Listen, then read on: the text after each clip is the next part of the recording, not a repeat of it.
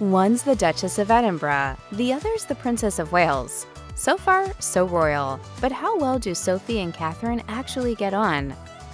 Sophie, Duchess of Edinburgh, married into the royal family on June 19, 1999, almost a full 12 years before Catherine and William's own nuptials in 2011. With so much experience already under her belt as a working royal, Sophie appeared to take the then newly minted Duchess of Cambridge under her wing as she learned to adjust to her new life. Despite Princess Catherine now having served as a working royal for over a decade, it seems she still leans on Sophie for support. In 2020, body language expert Judy James told The Express, "Many of the poses of the two women together show Sophie face-checking Kate with quite strong bouts of watchful-looking eye contact to suggest she's taking a semi-maternal approach. However, she also has raised brows and what's called a pinging smile that implies she wants to ensure Kate is enjoying herself." Sophie's influence on Catherine has clearly paid off, as the princess more than holds her own in public. Likely due to the nature of their early relationship, Sophie and Catherine appear genuinely close whenever they are seen together. Both Sophie and Catherine married into royalty, but unlike many of the other royals, they both met their husbands in relatively humdrum circumstances. Sophie met Prince Edward, the youngest son of the late Queen Elizabeth II and Prince Philip, while building her career in public relations. In fact, their first formal meeting occurred in 1993 when Sophie was hired to discuss a real tennis charity event on which Edward was also working. Meanwhile, Catherine met Prince William in 2001 when they were both students at the University of St. Andrews. The pair were friends at first, but William's interest in Catherine was piqued when Catherine modeled in the student fashion show.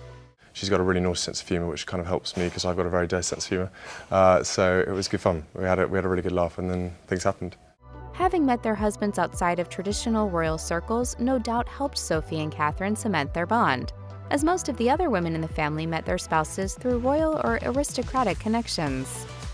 Sophie and Catherine also share similar backgrounds, in the sense that they both grew up as non-royals. Prior to marrying Prince Edward, the Duchess of Edinburgh was known as Sophie Rhys-Jones.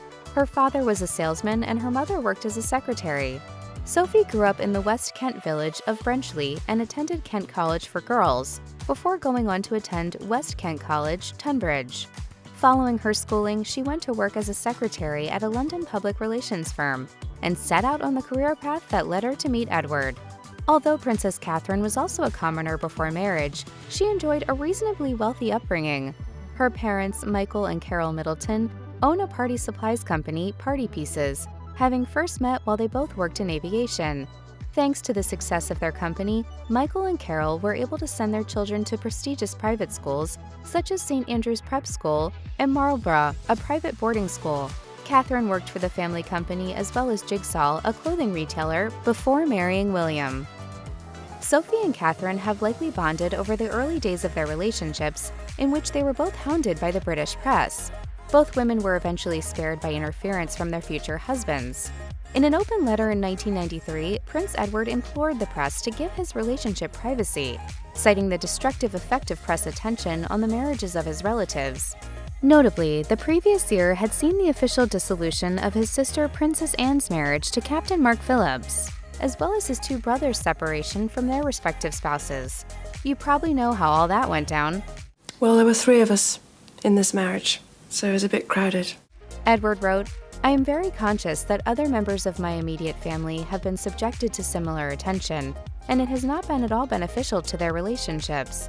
Therefore, please will you call an end to your harassment of both Sophie and me, and allow us to try to carry on our lives as normal." In 2007, William made a similar move on Catherine's behalf. The statement issued by the then Duke of Cambridge read in part, "Prince William is very unhappy at the paparazzi harassment of his girlfriend. He wants more than anything for it to stop." It helps to have shared interests when forming a bond, and Sophie and Catherine both enjoy a number of similar hobbies. Danielle Stacey, royal correspondent for Hello Magazine, explains, "The royal ladies have similar interests and passions, including their love of sport and fashion. They also share common causes within their royal work, with both Kate and Sophie championing the work of children and young people's charities." When it comes to sports, Catherine is noted as a royal patron of institutions such as SportsAid, the All England Lawn Tennis and Croquet Club, the Lawn Tennis Association, and the 1851 Trust. The Duchess of Edinburgh serves as a patron for England Hockey, the British Cycling Foundation, the British Bobsleigh and Skeleton Association, and the UK Armed Forces Winter Sports Association. Both women have also been known to enjoy sailing. One particular way in which Sophie and Catherine have bonded over the years is through their shared love of fashion. Both women are known for their exquisite taste when it comes to apparel and accessories, and their fashion choices during public outings are often complimented by the media. That is so fetch. In fact, their parallel tastes have even led to instances in which Sophie has acted as a kind of secret shopper for Catherine. Designer Donna Ida revealed to the Daily Mail in 2019 that Sophie purchased a jumpsuit from her brand and specifically asked to get one for Catherine as well. She told the outlet, "My friend, a stylist, is best friends with Sophie Wessex, and Sophie buys from us. She got our black Sadie jumpsuit for herself and then asked for one for Kate. She said, 'Kate wants one, can I get one as well?'" Catherine has also been credited for influencing Sophie's style, with styling director Rosie Hartman telling The Express in 2022 that there were echoes of Kate's style in newer items in Sophie's wardrobe. Hartman added that Sophie's close relationship with Catherine has likely influenced many of her fashion choices. Another trait shared by Sophie and Catherine is their desire to be more hands-on as parents. This extends to giving their children as normal lives as they can possibly be given, considering their royal status. Sophie's children are Lady Louise, Mountbatten-Windsor, and James, Earl of Wessex. Sophie herself has stated that she and Prince Edward always plan to raise them as normally as possible. Louise and James weren't given HRH titles at birth, which will allow them to decide on their own paths later in life. In 2020, Sophie told The Times, "We try to bring them up with the understanding that they are very likely to have to work for a living. Hence, we made the decision not to use HRH titles. They have them and can decide to use them from 18, but it's highly unlikely." Despite the fact that she is raising a future king, Catherine reportedly also feels strongly about giving her children as normal of a life as possible. In 2019, a friend told People magazine that Catherine desperately wants normality for her own kids and wishes them to have a youth similar to her own. The friend added, "She wants to emulate her upbringing, living in the countryside with a close-knit family." When it comes to their patronages, Catherine and Sophie hold a shared passion for important causes related to health and wellness. While each woman tends to focus on different areas within the wide spectrum of health issues, they are similar in how much time they spend raising awareness about them. In addition to focusing on children's causes, Catherine is also an advocate for mental health and awareness. She is well known for having helped form Heads Together with Prince William and Prince Harry, which helps shine a spotlight on various mental health initiatives through the Royal Foundation. Sophie is also a major advocate for health. She places her focus on causes that help to eliminate avoidable blindness, support women's health, tackle sexual violence, and explore menopause in the workplace. In a 2021 virtual chat for well-being of women, she explicitly called for there to be a more public discussion about women's health, arguing that too much of the dialogue is kept shrouded in secrecy. Sophie said, "We all talk about having babies, but nobody talks about their periods, nobody talks about the menopause. Why not?" Sophie went on to highlight the fact that these issues are incredibly normal and suggested that something needs to change. It's something that's incredibly normal, but it's something that is very hidden. And I think it's time to say enough. Regardless of the similarities or differences between the two women, it seems to be the case that both Sophie and Catherine genuinely have a great relationship, and that they both enjoy spending time together.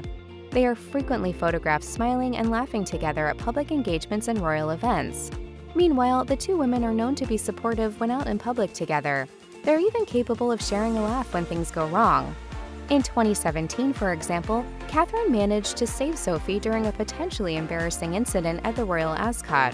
As Sophie entered a carriage that she, Prince Edward, Catherine, and Prince William were riding in, she stumbled and started to fall forward toward the princess.